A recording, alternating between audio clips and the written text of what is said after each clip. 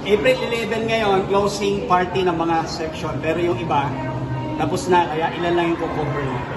Pasok tayo dito sa section grade 12, PBL ICT jobs. Advisor nila yung pinaka-poging teacher. Hindi, pangalawa lang sa akin. Kaya pasukin natin.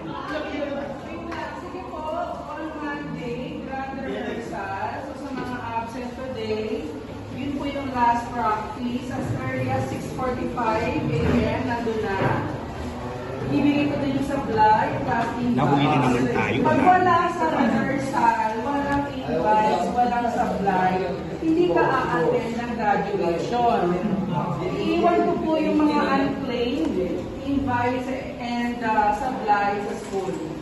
Malinaw yun ha? May announcement kasi graduating to. Graduating student. Kaya marami.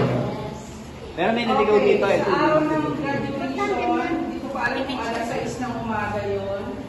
So, ako po ay magmamadali, no, galing Bulacan para makarating ng alas 6.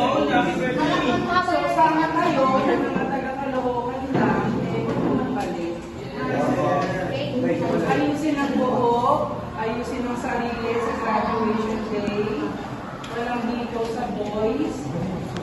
At yung card, bibigay ko ang following day, 16. Wait for my announcement sa time. Pero more likely, mga alas 7, ganyan. Sino ang pumunta? Magmulang. Okay? 16. Card. Sir, magulo lang ako ha.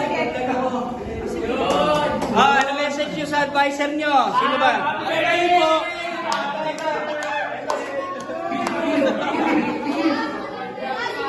Message nyo kay sir.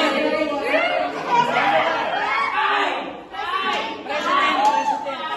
O, closing ngayon. Siyempre, may message kayo sa advisor nyo. Dapat iiyak si sir ha.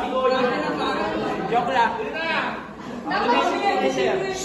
Sir, thank you sa lahat. Salamat sa pag-aalaga mo sa amin. Kahit na medyo, medyo pasaway kami sa room. Hindi mo kami pinapabayaan dito. At salamat sa pag-aasikaso ng mga bar, ng rooms. Ano hindi nyo makakalimutan kay sir?